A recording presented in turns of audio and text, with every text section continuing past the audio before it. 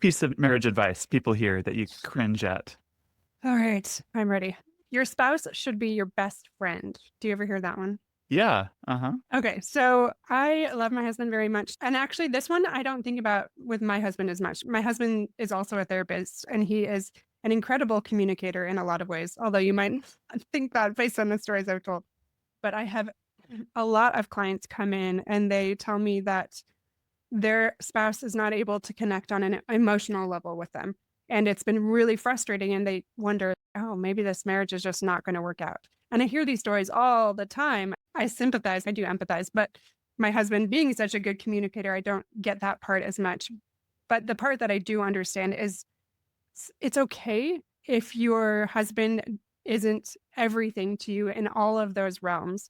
And that's what I work on with some of these clients too, is you can have friends that can meet some of your other needs or your wants socially or emotionally. It's okay to go to other people for some of those things too, not with that resentment, but just recognizing I can have these other friendships and interests outside of the marriage, and that's okay. Like letting go of trying to, again, it change your spouse. Like maybe you married an introvert that just really doesn't want to talk about all these mental health things like my husband and I talk about, or how people connect. And he might never change. And that's okay. That's that differentiation that I was talking about. You can't change their values and their beliefs and their personality, even though you might really want to and be really determined.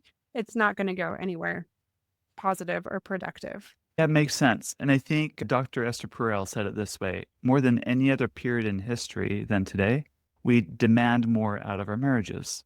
Think Mhm. about it. We're living longer than we ever have. Yeah. So used to that, what's the life expectancy? 40, 50, die of Oh, before. Yeah. tuberculosis, and then you Mhm. die, right? Back before. Now we're living to 80, 90. So of course your marriage is going to be a lot longer. Or people used to die in childbirth often. So it Right. wasn't too uncommon for there'd be a second or a third marriage due to problems like that. And now we're staying married longer. And yet we expect more out of our spouse, not to be only a provider or a companion, but also to be all of the things. Yeah. And that's a big ask. Absolutely.